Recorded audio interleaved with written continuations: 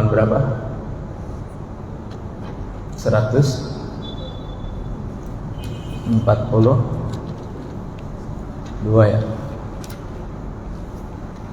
Istiqbalul kiblat udah. Hah? Menghadap kiblat ya. 142.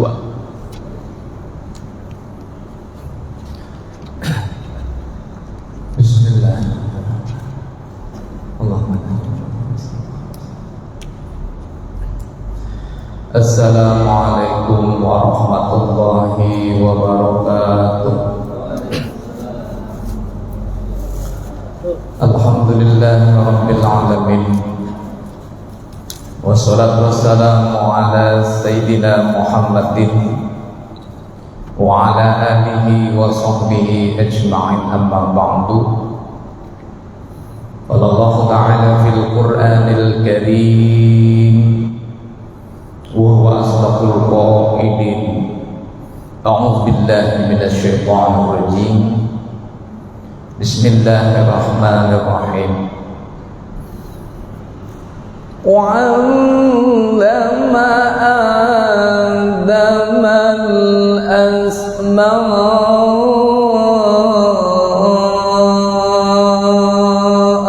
كلها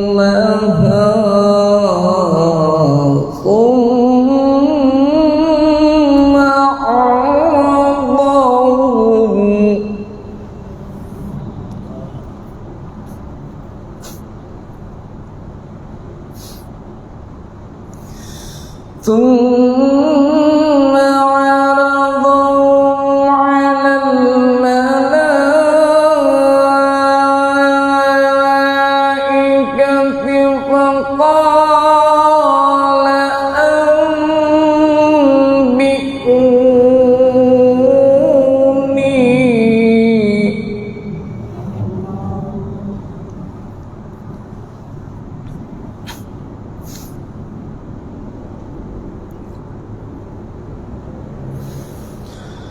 فقال أنبئوني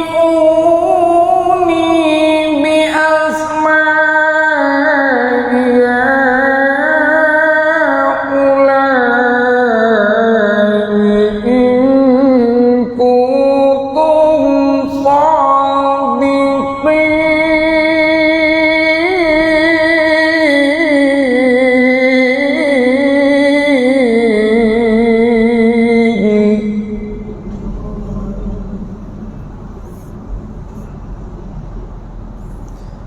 Allah Subhanahu wa ta'ala mengajarkan nama-nama kepada Nabi Adam alaihissalam, sehingga dengan diajarkan oleh Allah Subhanahu wa ta'ala, maka hamba Allah yang bernama Nabi Adam mengetahui segalanya, berilmu.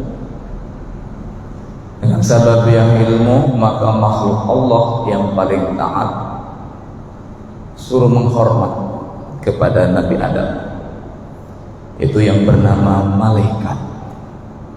Dengan sababiah Nabi Adam berilmu, maka dari itu kita bersama-sama untuk senantiasa berusaha dengan sekuat tenaga untuk mencari ilmu, menuntut ilmu, menambah wawasan keilmuan, sehingga kita bersama-sama menjadi orang yang alim, walaupun hanya berapa persen dari ilmu Allah yang maha luas. Kita niatkan menjalankan perintah Allah, Iqra bismi rabbikal ladzi khalaq, menjalankan perintah Rasulullah, utlubul ilma minal mahdi ilal lahdi. Itulah yang menjadi prinsip kita. Walaupun sesibuk kita, maka sempatkan untuk bersama-sama menjalankan perintah Allah dan perintah Rasul. Karena secara hukum ngaji itu sama seperti kefarduannya sholat, fardu ain. Cuma kadang orang kurang paham Berarti kalau nggak ngaji sebenarnya dosa, karena fardu ain. Sama seperti halnya sholat, kalau tidak sholat dosa. Nah dari itu kita gugurkan semua kewajiban kita untuk bersama-sama menggali ilmu Allah dimanapun tempatnya, wabil khusus di tempat yang kita cintai ini majlis ratib dan maulid. Mudah-mudahan semua yang hadir dalam keadaan sehat walafiat dalam lindungan Allah Subhanahu wa taala. Berkah hidupnya, rizkinya, dan juga rumah tangganya, ikhtiarnya untuk jalan ibadah kepada Allah Subhanahu wa taala. Al-ayah wa qala Rasulullah sallallahu alaihi wasallam fil hadis. A'udzu billahi minasy syaithanir rajim. Bismillahirrahmanirrahim. Kun aliman aw muta'alliman aw mustami'an wa la takun rabi'an fatahlika. Jadilah orang yang berilmu atau orang yang belajar atau orang yang mendengarkan ilmu, wa la takun rabi'an, dan jangan jadi orang yang keempat. Boleh jadi kita akan menjadi rusak, apakah akhlaknya ataupun ibadahnya. Karena ibadahnya tidak didasari dengan ilmu, maka mardudatul lakubbal, bisa jadi ibadah kita tertolak, tidak diterima oleh Allah Subhanahu wa taala. Allahumma sholli ala sayyidina Muhammad Sayyidina Muhammadin al-Fatih lima uglika wal khatim lima sabaq wa nasiril haq bil haq wal hadi ila siratikal mustaqim sallallahu alaihi wa ala alihi haqqa qadrihi wa miqdarihil azim. Para ustadzah, para ustazah, para jamaah dirahmati Allah Subhanahu wa taala. Mari kita bersama-sama melanjutkan pembahasan sebelumnya, yaitu halaman 142 tentang syarat sholat.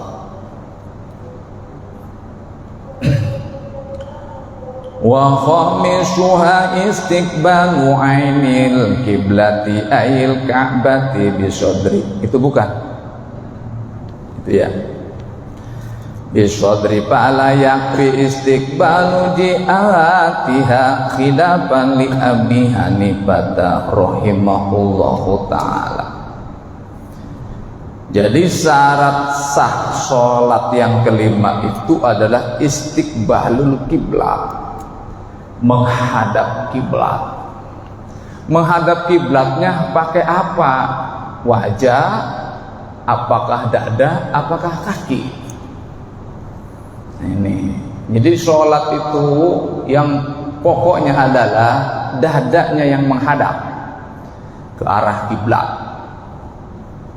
Ya, dada menghadap arah kiblat. Nah itu menjadi syarat. Kalau seandainya dada ini tidak menghadap kiblat, dan juga kita sholatnya adalah sholat yang normal biasa, tidak dalam keadaan sakit, tidak dalam keadaan di perjalanan, maka dada ini harus pas, ya, menghadap kiblat. Kemarin sudah diukur ya sama, ya, pakai HP ya. HP siapa kemarin? Ustaz ya? Hah? Ayo Pak Iwan ya. Ya. Berarti masjid ini oke. Berarti ketika sholat di sini jangan mencong kemana-mana. Luruskan tembok saja. Kalau jamaah sudah sholat di sini masih juga miring ke kanan, maka itu jauh dari kiblat. Bisa jadi memang sunnah kalau seandainya di tempat lain selain masjid. Kalau masjid, saya yakin masjid dimanapun pasti diukur dulu sebelum membangun.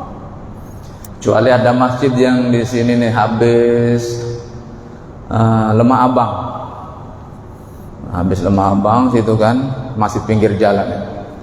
Bangunan hujan jadi, karpetnya dimiringin. Itu kalau mampir di masjid setelah Lemah Abang itu yang sebelah kiri. Kalau dari sini ya muter balik. Ya, siapa yang pernah mampir di situ? Yang ada sekolahannya juga itu. Masjid apa saya itu? Nah, ya di situ karpetnya miring kan, ya miringnya jauh banget, berarti dulunya waktu ngebangunnya ya nggak mikir dulu itu, ya nggak mikir dulu, harus makan pakai kompas, terutama tembok paling depan. Nah, kalau jamaah sholat di rumah, ya kalau HP-nya canggih, coba ada nggak kompasnya, terutama HP yang sudah lunas. Nah, biasanya ada. Kalau itu nggak ada biasanya aplikasinya. Tapi kalau udah lunas biasanya ada. Maaf canda ya. Tuh, jadi yang menghadap itu adalah aikabati bisodri, yaitu dengan dada. Tuh. Maka pala yakfi istiqbalu jihatiha. Kalau seandainya dada ini nggak menghadap, berarti nggak cukup dada ini. Jadi yang jadi patokan dada. Ya, kalau kepala kadang kita kan nengok sah enggak sholat? Nengok. Allahu Akbar. Sah enggak? Sah. Ya, enggak apa-apa. Hitungannya 1. Tapi kalau begini, ada berapa itu mah? Batal. Ya, tuh. Ya, tapi kalau seandainya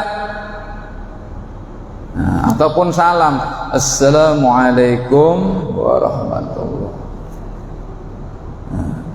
Udah jangan ini mah jangan ikut assalamualaikum. Jadi ini tetap tegak dada. Kecuali orang yang dalam keadaan sakit. Sakit mah ada rukhsah, tidak mesti harus menghadap kiblat dada ini. Jamaah meriang sakit menggigil atau tidak mesti harus menghadap kiblat dadanya, karena dalam keadaan sakit. Sakit mah di dalam fikih itu selalu ada rukhsah. Awas, ini sakit kok nggak sholat, berarti nggak ngaji fikih. Sakit apapun wajib sholat. Awas ya. Karena kalau nggak sholat sehari 5 berarti kita punya hutang sholat. Maka ada rukhsah keringanan nih ketika lagi sakit mah, wudu diganti dengan tayamum. Ya, sholat yang harusnya 4 jadi 2 boleh dikosor. Menghadap tidak mesti harus ke Ka'bah atau kiblat. Semuanya ringan. Ya. Rukunnya harus berdiri tapi sakit mah ya duduk.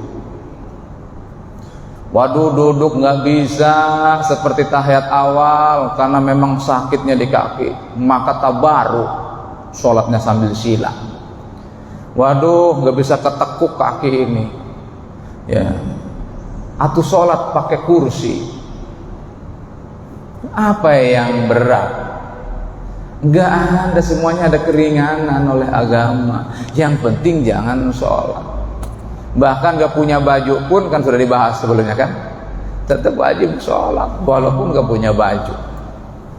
Nah, itu babnya sudah lewat. Sekarang lagi ngebahas kiblat. Jadi kalau ibu bapak sakit mah tidak mesti harus dadanya menghadap kiblat. Ya, tuh. Jadi kalau yang seandainya dekat Ka'bah, nih umpama kita ditakdirkan oleh Allah bisa berangkat, ya, berangkat ke mana? Ya berangkat ke Ka'bah lah, itu yang Masjidil Haram. Karena panggilan Allah kan 3, benar nggak? Panggilan Allah itu 3. 1, panggilan sholat. Setiap hari itu dipanggil, ayo ala sholat.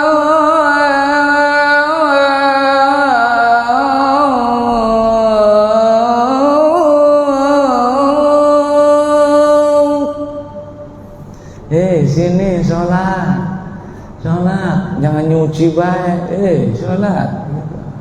Ya, maksudnya artinya begitu. Futsal baik, orang udah asar, hayalah sholat gitu. Itu kalau ngerti, kalau paham. Bulu tangkis supaya di gor. Ya, orang udah azan. Jadi penjabarannya luas, hayya 'alas shalah. Ya. Jangankan perkara badminton atau futsal, ngaji aja kalau dengar azan sunnah berhenti.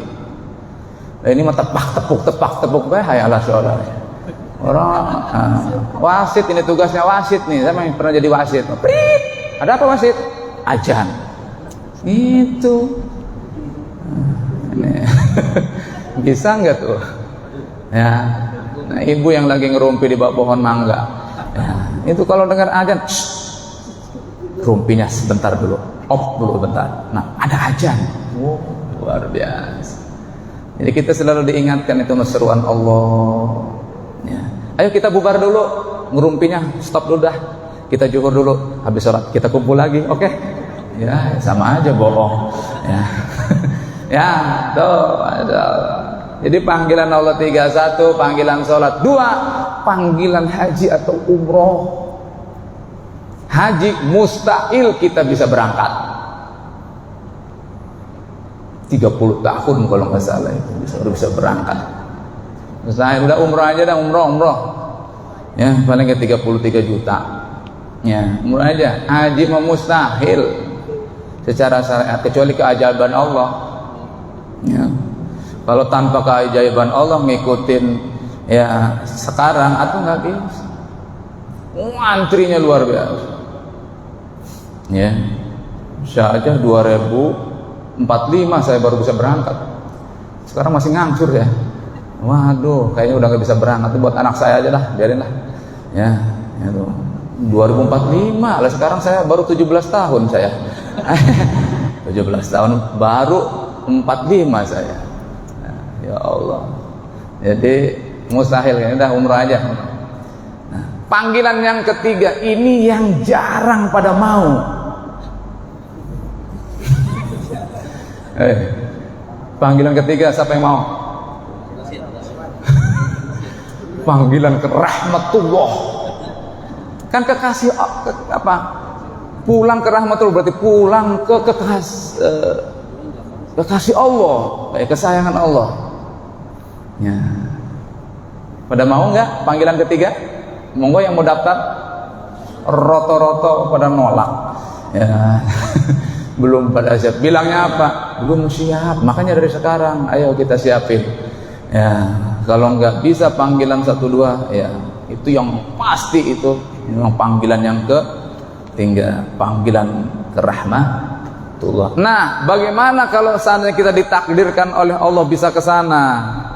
Ya, maka ya niatnya pun juga ya usolli fardhu dhuhri mustaqbilal Ka'bah. Kalau di sana mah Ka'bah. Kalau memang pas di Ka'bah. Nah, kalau kita yang di sini mah kiblat. Sholli fardhu maghribi salasar wa mustaqbilal qiblati. Arahnya kiblat. Nah, kalau jamaah nanti depan Ka'bah mah mustaqbil Ka'bah. Ya, menghadap Ka'bah. Itu seperti itu ya. Jadi yakinkan posisinya di situ di Ka'bah. Nah, kalau kita di sini ya arah kiblat saja. Ya, arah kiblat. Apalagi bagi kita yang perjalanan. Ya, bagi perjalanan maka tidak mesti harus menghadap kiblat.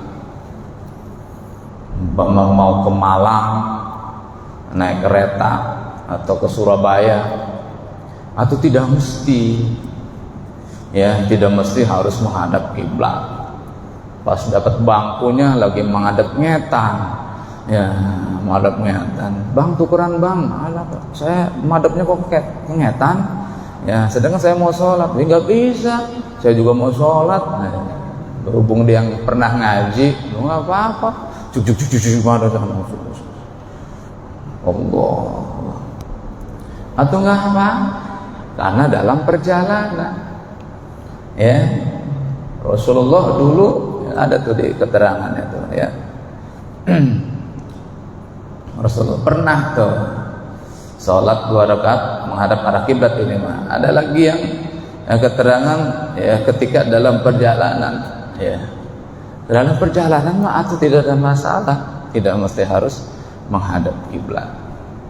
Dan juga perjalanan juga harus ada syaratnya. Kalau seandainya masih kedengeran azan kampung halaman kita, yang nggak sah. Sama seperti kita sholat mau perjalanan jauh, dikosor sholatnya, sholat zuhurnya tadinya 4, ya. Saya kosor dikerjakannya di depan masjid depan rumah. Atau nggak sah itu mah. Ya, nggak sah. Ataupun masih lingkungan perumahan situ, belum keluar kampung. Nah itu mah nggak sah. Jalan dulu, keluar kampung, nyari masjid. Nah baru itu tuh. Ya silahkan diringkas sholatnya. Karena kalau 4 kayaknya nggak kejar waktunya. Usolli fardhul zuhri rakaataini, niatnya begitu, jangan arba'a rakaatin. Usolli fardhul zuhri rakaataini itu qasron, ya, rakaataini mustaqbil kiblati qasron, ya, lillahi ta'ala, qasar 2 rakaat. Ada qasar jama', qasar jama' itu sudah diringkes, digabung lagi, boleh. Ya, asar dikerjakan 2 rakaat di waktu zuhur, atau boleh. Jadi seharusnya 8, kalau ini dikerjakannya 4, atau nggak masalah. Kenapa? Karena kita mau ngejar waktu. Sampai sana tuh kayaknya kalau berangkat zuhur pas nyampe sana tuh maghrib. Nah udah di zuhur aja dikerjakannya. Berarti kita udah nggak mikirin asar. Ya, ataupun dari mulai berangkat subuh nih, berangkat subuh mah nggak boleh otak-atik, ya, nggak boleh otak-atik, nggak boleh dijama, nggak boleh dikosor, nggak boleh. Subuh mah, mafhumnya gimana subuh? Siapa yang tidak bisa mengerjakan salat subuh? Siapa? Dari Isya jauh. Dari mau ke zuhur jauh. Makanya siapa yang tidak bisa mengerjakan sholat subuh? Hanya orang-orang yang malas. Lah waktunya kan jaraknya jauh-jauh. Dengan Isya jauh, artinya apa? Bisa istirahat dulu kan? Ya, dengan zuhur jauh, artinya apa? Subuh dulu baru mengerjakan tugas. Ya, maka nggak bisa diotak-atik subuh mah. Ya, meren dikosor, ya, subuh dikosor jadi atu, ya, ya nggak bisa lah, ya, itu orang nggak ada.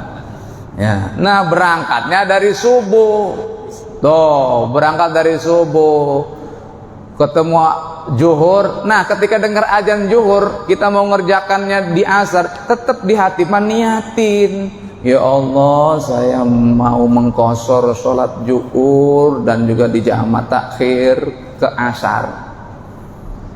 Bukan berarti kita nggak diniatin. Makanya saat itu mah tengah 12 jangan tidur dulu. Ya, dengan mentang-mentang AC, ya, di bus atau kereta tidur dari mulai naik kereta. Ya, enggak ingat waktu. Kalau tengah 12 atau jam 12 kurang itu bangsek. Bentar lagi mau zuhur, standby mata. Nah, tiba-tiba alarm di HP. Ya. Wah, zuhur. Langsung kontak. Saya sholat zuhurnya di jama qasar di waktu asar. Fardu karena Allah Ta'ala. Udah. Benar sampai ke tempat tujuan waktu asar, ya, waktu asar. Maka dikerjakan itu zuhur di asar. Jadi tetap kontak batin ya, menghormat waktu namanya. Berarti kalau kita naik jemputan ini, ya, naik jemputan keluar jam 4:30, ya, tiba-tiba lagi enak-enak di tol macet. Sementara azan maghrib berkumandang. Kontak niatnya dalam hati menghormat waktu. Ya, khawatir kita nggak kekejar nyampe rumah taunya Isya. Barunya nyampe rumah ngodoin maghrib. Makanya kalau naik jemputan jam segitu itu nanggung biasanya. Sehingga apa, ketika maghrib ini yang jarak jauh ya, maghrib di jalan, sedangkan mau sholat di bus juga jaraknya juga gak nyampe sekosoran. Nah ini disinilah ilmunya dipraktekkan. Diam aja, konsentrasi.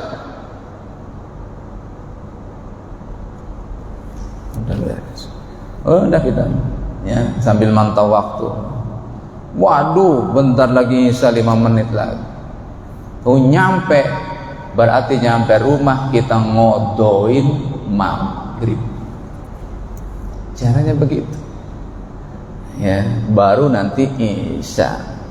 Kalau seandainya waktu maghribnya nanggung. Nah, kecuali perjalanannya dapat sekosoran. Satu kosoran berapa kilo? 80 ya? 82? Iya, 82 kilo tuh. Jadi hitung aja, kalau seandainya kurang berarti yang nggak boleh. Ya, tapi kalau lebih dari itu ya, maka maghribnya dikerjain aja nanti di Isya. Dengan catatan ketika datang waktu maghrib, ya Allah, saya menjamak maghrib dengan Isya, jamaknya jamak takhir. Itu nggak berdosa, ya, nggak berdosa. Nah, jadi yang penting kita niatnya di situ ketika aja. Ya, tuh kembali lagi ke pembahasan. Jadi menghadap kiblat itu ya dengan dada, ya, dan juga itu harus fala yakfi istiqbalu ji'ada, ya, harus benar-benar yakin itu, yakin menghadap Ka'bah, yakin menghadap kiblat. Walaupun memang khilafan li Abi Hanifah, ya, Abi Hanifah, kata Abi Hanifah mah gua mesti inilah. Jadi Fathul Mu'in makan begitu ya, 4 madhab kadang dibahas. Kata Imam Abu Hanifah gua mesti, ya, yang penting yakin saja ke arah kiblatnya mana, nggak mesti harus menghadap, yang penting yakinnya di mana, kan begitu. Jadi Imam Abu Hanifah, Imam Abu Hanifah, Imam Malik, Imam Syafi'i, Imam Ahmad. Jadi yang paling tua madhabnya adalah Imam Abu Hanifah. Lahir kalau nggak salah tahun 80 Hijriah kalau nggak salah. Ya. Sedangkan Rasulullah meninggal 62 Hijriah kalau nggak salah. Ini kalau nggak salah ini. Jadi jaraknya berapa tahun? Ya. Jadi Imam Abu Hanifah. Dan Imam Abu Hanifah itu memang hasil dari orang tua yang sangat luar biasa, ahli ibadah dan juga ahli tasawuf juga. Ya, udah pernah dengar kisahnya Nu'man bin Sabit. Dia lagi pergi, lagi jalan, tiba-tiba ada apel, apelnya menggoda banget apelnya. Akhirnya diambil, dimakan. Udah berapa gigi, ya Allah, apel siapa ini ya? Aduh, mana udah kemakan lagi, masuk ke dalam perut. Akhirnya dicari di sekitar mana yang dekat pohon apel. Oh, itu didatangilah itu kebun apel. Masuk ke kebun, ada orang, Bang, ini apel, saya tadi nemu apel, saya mohon izin ya, izin penghalalan ya. Luar biasa. Emang kenapa? Tadi lupa saya nanya apel siapa ini, tapi sudah masuk ke dalam perut. Mohon kehalalannya ya. Waduh, mohon maaf Mas. Kurang lebih begitu, tapi bukan orang Jawa sih. Ya, itu bukan. Ya, mohon maaf Mas, jadi dengan begitu aja. Mohon maaf Tuan, saya cuma tugasnya penunggu kebun. yang punyanya jauh. Tahu menghalalkan apa enggak ya? Oke dah, minta alamatnya, saya mau cari. Wow, luar biasa. Coba apel satu minta penghalalan, udah berapa gigitan masuk ke dalam. Masya Allah. Kita mau makanan siapa aja digaras. Ada di meja kantin atau di kantor, apel jeruk siapa? Wah, gua aras aja lah. Ya, enak lagi nih. Oh, wih, enak banget ternyata ya. Nambah lagi dah. Ya, ini kita bisa contoh nih akhlaknya nih. Ini mah Nu'man bin Sabit mah boro-boro mau nambah, orang segigitan aja ya dia pikir takut enggak ridho yang punyanya. Ini cari alamatnya itu, ketemulah dengan seseorang yang punya kebun. Assalamualaikum. Waalaikumsalam. Pak, mohon maaf, saya minta penghalalan, sambil bawa apel ya. Pak, ini udah terlanjur saya gigit dan juga udah masuk ke dalam perut. Minta penghalalannya yang sudah perut ini ya. Ini pikir yang punya kebun, ya Allah ini orang soleh banget, jauh-jauh bawa apel yang sudah kepotong minta izin penghalalan. Ini orang soleh banget, taat banget, bukan orang sembarangan apa ini ya. Tuh, akhirnya apa? Mohon maaf Tuhan, saya tidak halalkan kecuali ada syaratnya baru saya halalkan. Kamu memenuhi syarat dari saya. Wah, syaratnya apa Tuhan? Kamu harus menikah dengan putri saya. Wah, ya Allah, gara-gara apel sepotong masa harus kawin? Memang harus kawin Pak? Ya, baru saya halalkan yang sudah masuk dalam perut. Waduh, mikir lagi Nu'man bin Sabit.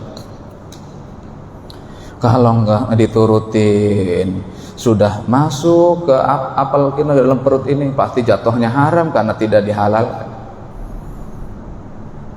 Akhirnya apa Nu'man bin Sabit? Oke, saya siap menikah dengan putri Bapak.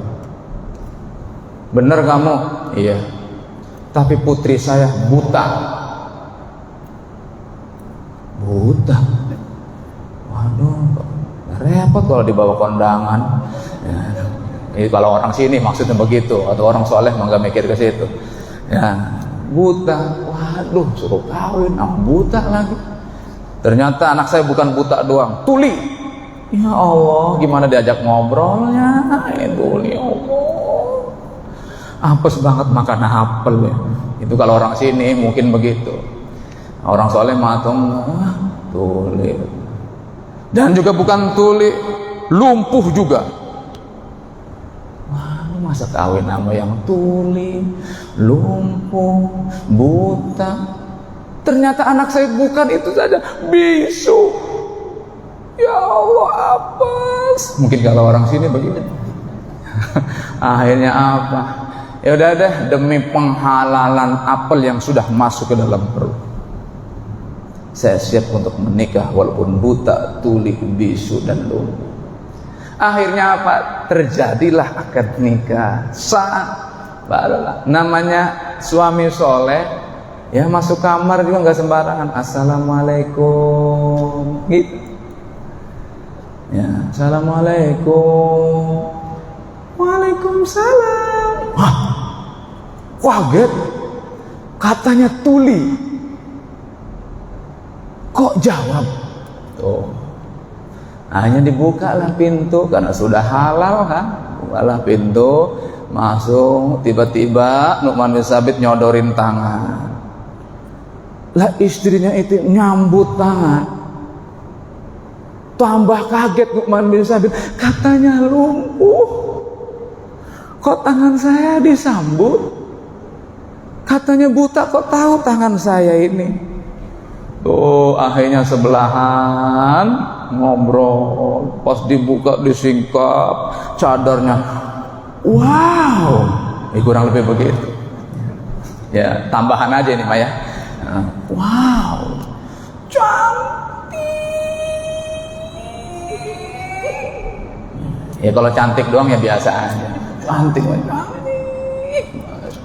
Akhirnya apa? Buta enggak ditanya tuh kan. Neng, kata bapak, Neng buta. Ternyata enggak bisa ngelihat. Ya Mas, saya buta. Saya tidak pernah melihat yang dilarang oleh Allah Subhanahu wa ta'ala. Masya Allah. Oh gitu ya. Kata bapak, engkau lumpuh, tapi malah engkau menyambut aku. Benar Mas, saya lumpuh. Saya tidak pernah kemana-mana kecuali ke jalan yang diridhoi oleh Allah, kecuali ke majelis taklim, kecuali ke masjid, jarang ke mall. Ya, mungkin kurang lebih begitu ya. Tambahan aja itu mah ke mall mah ya. Ya itu. Jadi saya jarang kemana-mana kecuali di jalan Allah Subhanahu wa ta'ala. Masya Allah, luar biasa. Selanjutnya kata bapak, engkau tuli, tapi engkau mendengar salam saya. Benar Mas, saya tuli. Saya tidak pernah mendengar ya, atau saya nerima berita-berita gosip, berita hoak. Gak pernah. Tuh, kecuali yang saya dengar itu adalah lantunan-lantunan Al-Quran. Yang saya dengar adalah perkara-perkara yang baik. Masya Allah. Ternyata bapak tadi pakai kinayah, pakai kiasan. Artinya apa? Ini wanita nggak pernah kemana-mana, solihah, ahli ibadah. Nah, akhirnya terus cerita, barulah hamil, ya terus gede, lahirlah siapa? Imam Abu Hanifah. Dari hasil apa? Sosok bibit yang berbobot. Sosok bapaknya dan ibunya yang soleh dan soleha. Jadi sosok ulama besar, Masya Allah. Jadi kita kadang nuntut anak ya, kamu ini ngajinya nggak bisa-bisa banget, udah lama juga. Shh, jangan. Ibu harus ngaca sama ibu sendiri. Ibu sering ngedoain anak nggak? Ya, ibu sering baca Quran nggak? Ibu sering ngaji nggak? Ini nuntut melulu. Bapak-bapak juga maksudnya gitu. Ya, jangan kamu ini mondok lama kamu belum bisa baca kitab. Jangan begitu. Kitanya sering ke majelis taklim enggak gitu. Ya, jadi kalau pengen soleh ya rajin ke majelis taklim, rajin ibadah, doakan anak, Robbi habli minas solehin. Ini doa untuk anak soleh ya atau solehah. Ini doanya Nabi Ibrahim ketika nggak punya anak, pengen punya anak yang soleh dan solehah. Ya, itu doanya Robbi habli minas solihin. Ini tambahan ya, tambahan pelajaran ya dari fikih ya. Tuh, jadi Imam Abu Hanifah. Ya, mana dasarnya Imam Abu Hanifah itu bahwasannya ya nggak mesti harus ditentukan ya kalau memang kita dalam keadaan jauh dari Ka'bah. Mana dalilnya? Al-Qur'an. Bismillahirrahmanirrahim. Fawalli wajhaka syatral masjidil haram.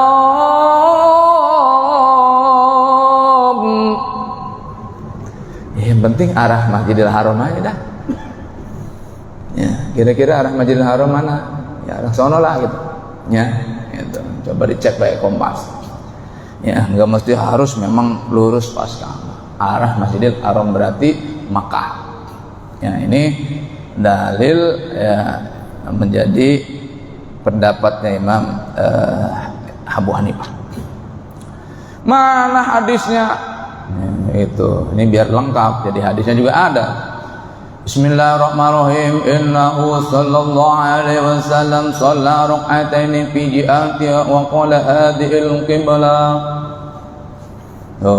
Jadi Rasulullah kanjeng Nabi besar Muhammad sallallahu alaihi wasallam pernah sholat 2 rakaat, jadi menghadap arah kiblat, ya.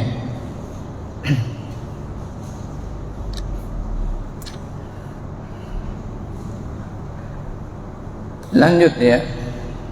Bagaimana ila fi haqqil ajizi an wa fi sidatil khauf walau fardhon fa yusolli kaifa amkanahu. Waduh, saya makan posisinya bukan sholat lagi normal, tapi lagi sidatul khauf. Sholat yang dalam keadaan takut. Ya, itu ada tuh keterangannya tuh. Ya, kaharibin, kayak lari min harikin, ya, dari kebakaran atau banjir, ya, ataupun lagi sholat ada ular, itu kan sholat sidatul khauf. Enggak mesti harus menghadap kiblat. Mama lagi sholat, tiba-tiba rame, kebakaran. Kira-kira berhenti apa lanjut sholatnya? Nanggung, sedangkan lagi sholat zuhur udah dapat 3 rakaat. Berhenti apa lanjut sholatnya? Lanjut. Kabur bu, lagi sholat kabur, boleh pindah musola. Ya, itu ngulang apa lanjut rakaatnya? Lanjut. Kan lari.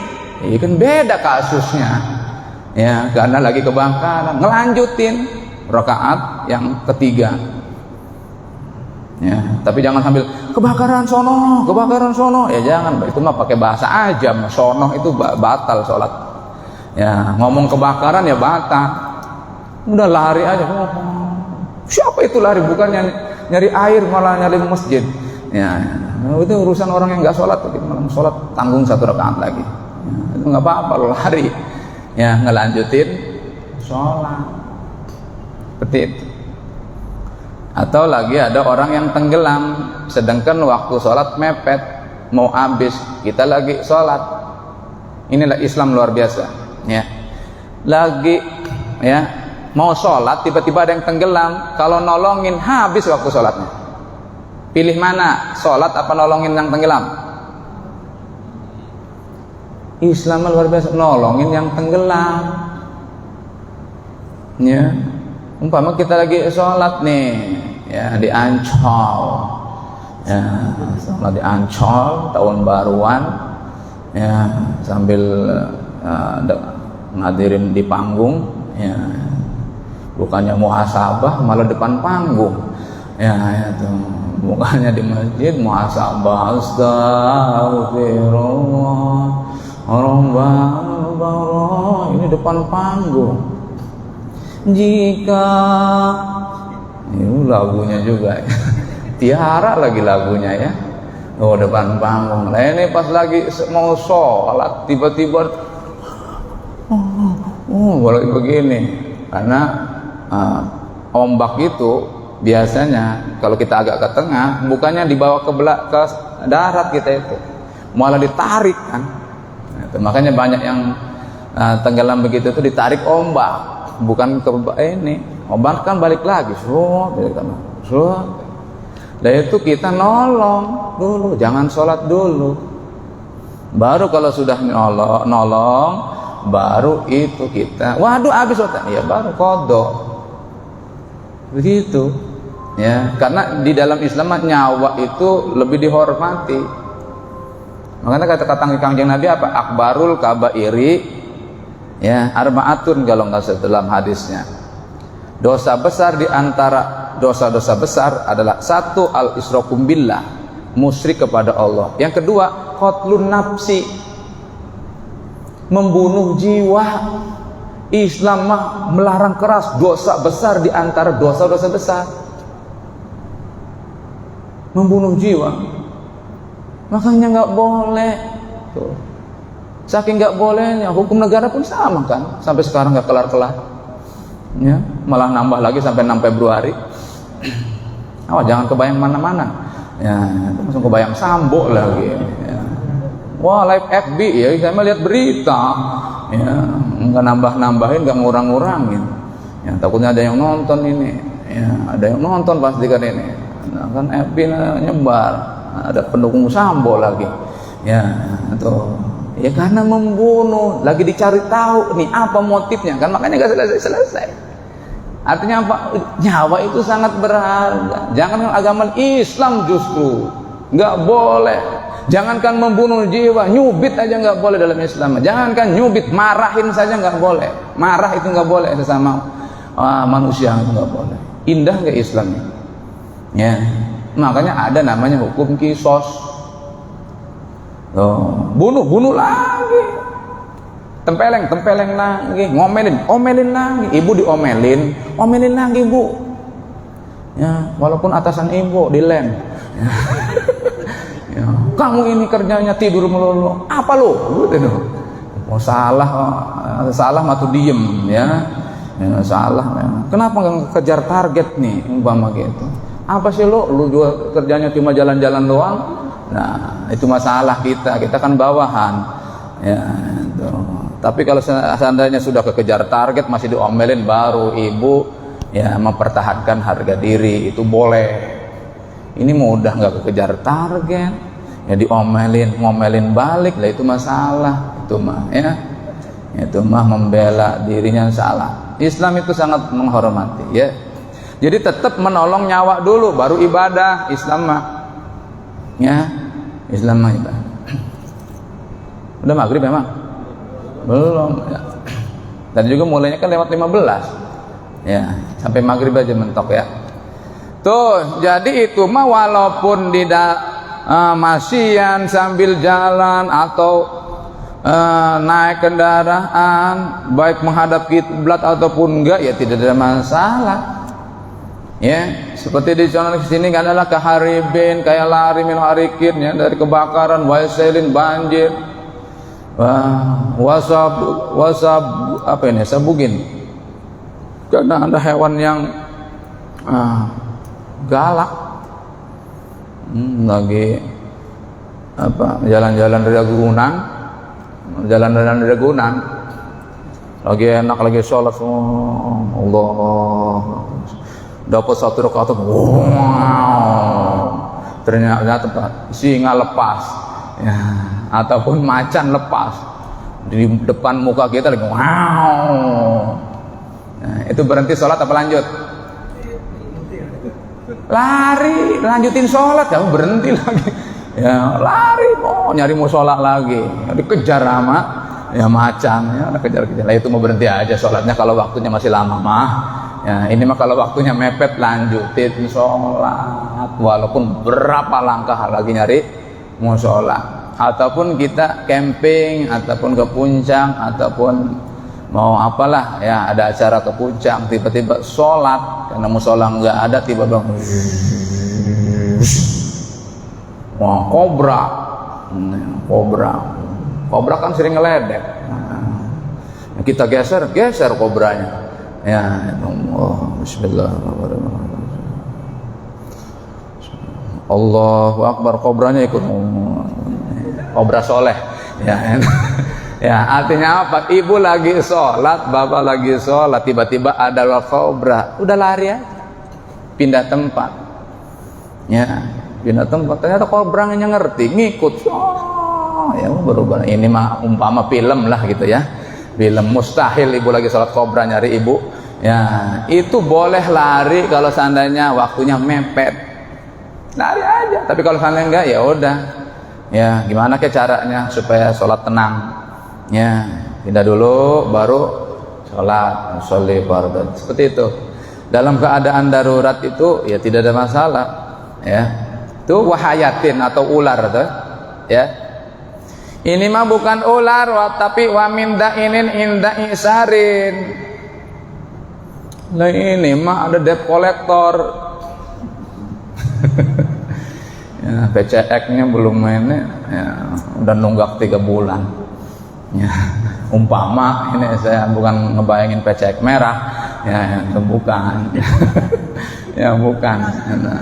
Umpama ini mah umpama, ya, atau BTN udah nunggak berapa bulan nggak bayar-bayar, ya, udah tanggal 7 lewat berapa tanggal 7 tiba-tiba pipit, rambutnya gondrong, badannya gede-gede begitu, ya. Tapi kan lagi sholat mana tahu, ya assalamualaikum, assalamualaikum, berarti kan debt collector ini, ya. Akhirnya apa? Kabur dari pintu belakang, ya.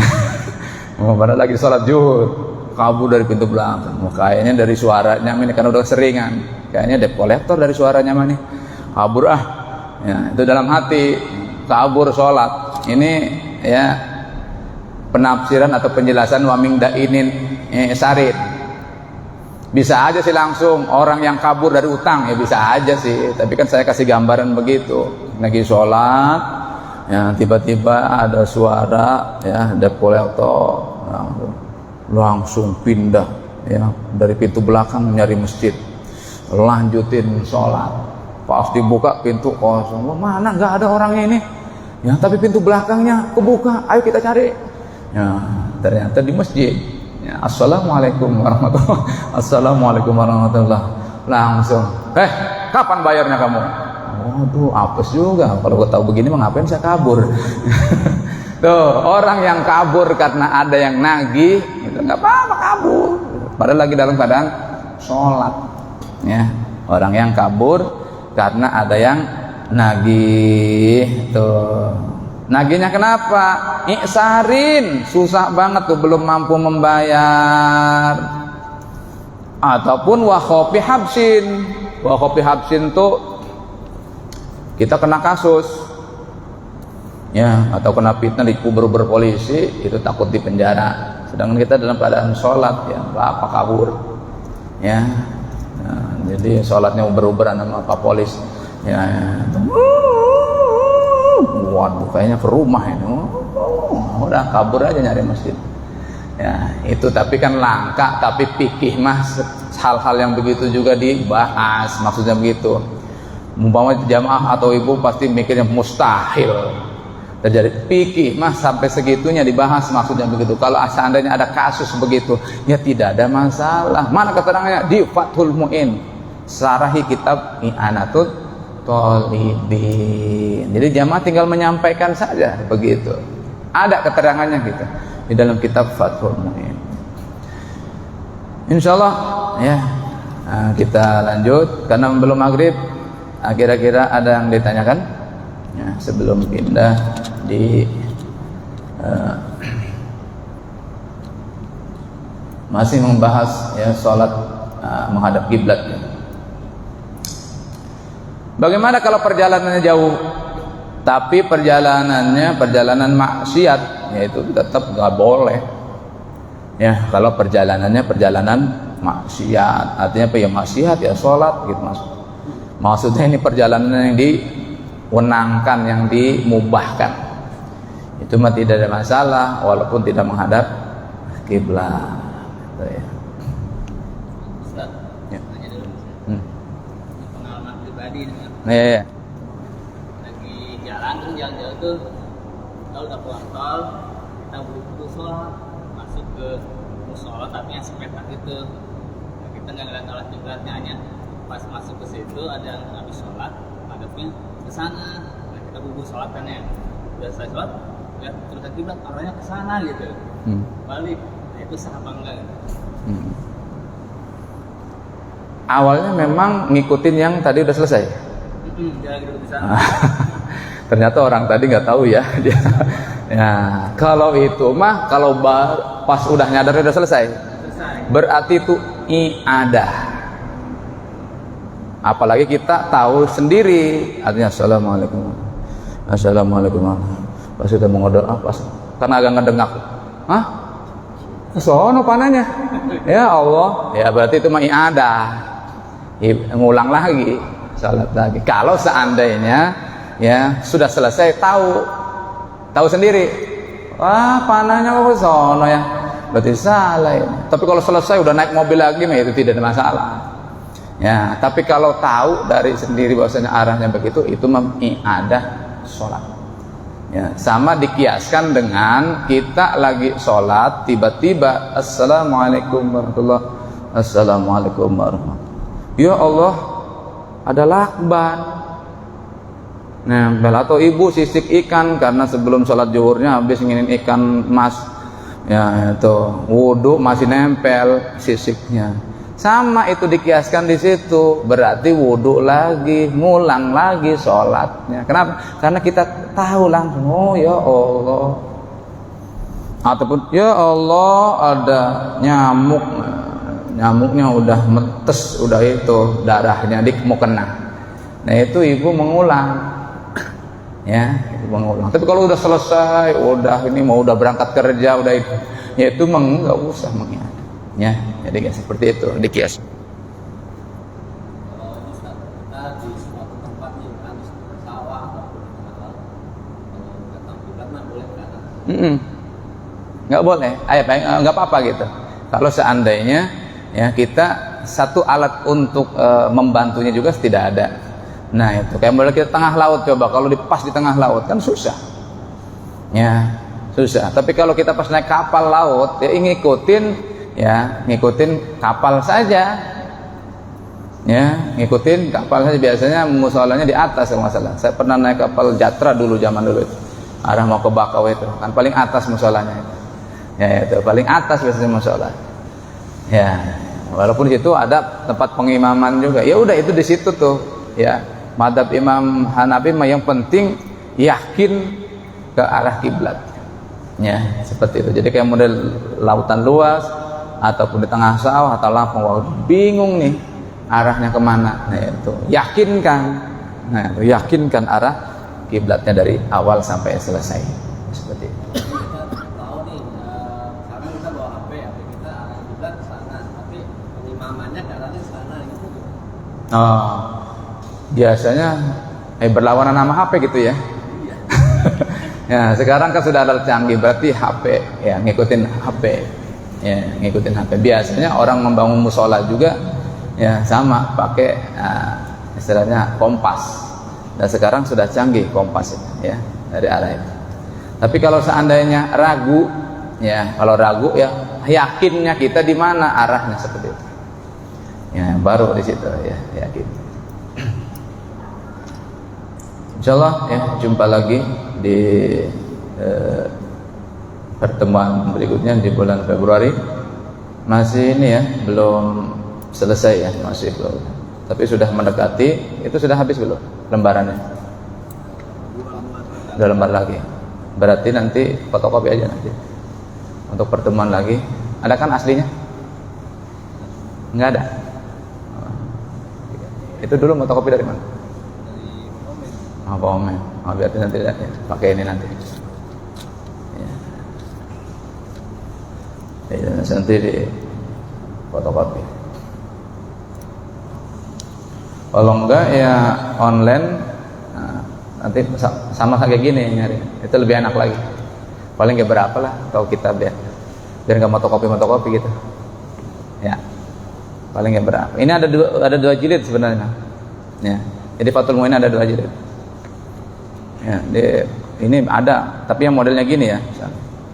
Ya, karena ini lengkap sama ayat juga. Coba dicek ini Mas Adit. Artinya kalau fotokopi kan kita ngebukanya males kadang. Kadang juga taruh di PT, ya Allah, taruh di PT, lah kapan bacanya di PT nih? Ya, maksudnya kalau di rumah lagi libur, waktu sengang, oh yang kemarin ngaji tuh gini, maksudnya gitu.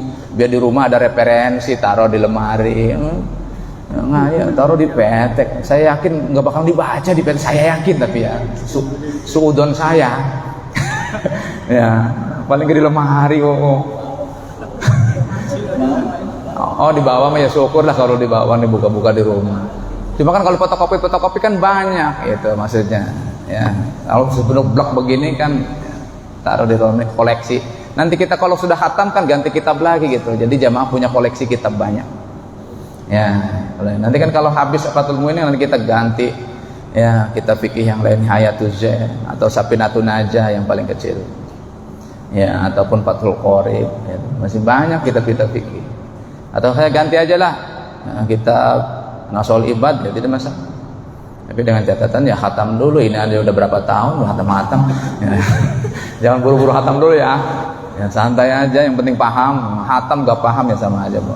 Ya, dari saya cukup sekian, mudah-mudahan bermanfaat. Kita sempurnakan dengan bersolawat kepada baginda Rasulullah. Salatullah salamullah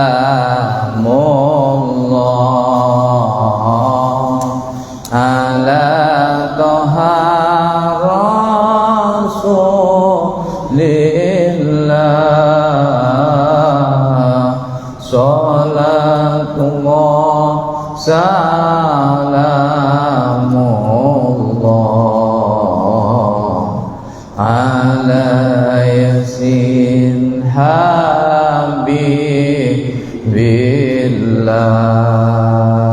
Tawassalna bismillah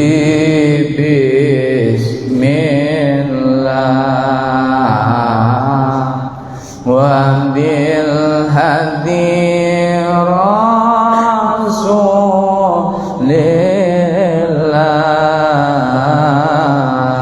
wa kulli mujahidin lillah bi ahlil badri ya Allah. Allahumma salli ala sayyidina Muhammad sallallahu alaihi wasallam. Wa barik sallallahu radhiyallahu tabaraka wa ta'ala wa sahabat rasul ajmain. Amin amin amin. Bismillahirrahmanirrahim. Alhamdulillah rabbil alamin. Hamdi ya fi ni'amihi wa mazidah. Rabbana lakal hamdu kama yanbaghi li jalali wajhikal karim. Allahumma zidna ilman warzuqna fahman wa hilman wa ghinan. Rabbana atina fid dunya hasanah wa fil akhirati hasanah wa qina adzabannar. Bi fadlika wa jaddika wa karamika subhana rabbika rabbil izzati amma yasifun. Alhamdulillah rabbil alamin.